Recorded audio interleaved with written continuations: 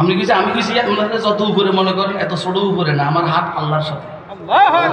আপনাকে আমার কথা বুঝছেন? আর কথা বুঝছেন? কে কে বুঝছেন? হাত উঠে। এই জন্য কোন সময় ওলামায়ে কেরামের সাথে মাস্তানি করবেন না। ওলামায়ে কেরামের সাথে মাস্তানি করবেন না।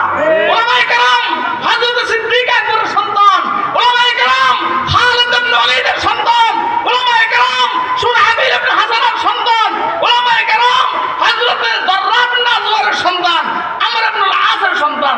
তুই সূরা কার সন্তান? কথা কয় না কেন?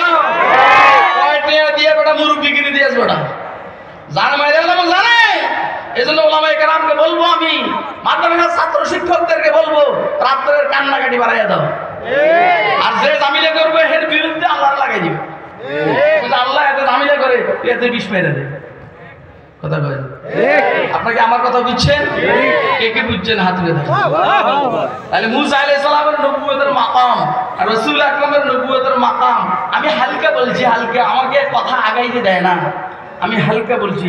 আলহামদুলিল্লাহ আমাদের রাসূলের আনা সাইয়্যিদুল ওয়ালিদি আদম ইয়াউমাল কিয়ামাতি ওয়ালা ফখরা, হুজুর বলেন আমি সবার নেতা। ঠিক সুবহানাল্লাহ কয় না?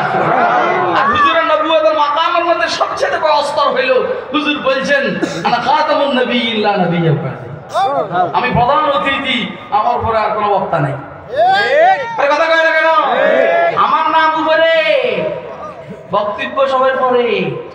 ঠিক কথা কয় না? ঠিক প্রধান অতিথির নাম উপরে, বক্তব্য সবার পরে। কথা কয় না কেন? এটা হলো খতমুন নবুয়তের অর্থ, যে আমার নাম কুনতু নবিয়্যান ওয়া আদমু বাইনাল মা'i ওয়াত তিন, আদমের সৃষ্টি হয় নাই, আমি নবী। নাম উপরে, বক্তব্য শেষে।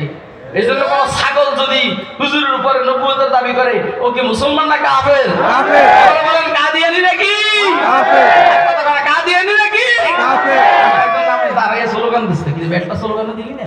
নারায়ে তাকবীর, আল্লাহু নারায়ে তাকবীর, আল্লাহু আকবার। ইসলাম তিন ইসলাম জিন্দাবাদ জিন্দাবাদ। আরিয়াদের আস্তানা ভেঙে দাও ভেঙে দাও, ভেঙে দাও গুড়িয়ে দাও। আস্তানা নবীর পরে নবী নাই। এই স্লোগান বাজে পারছ না?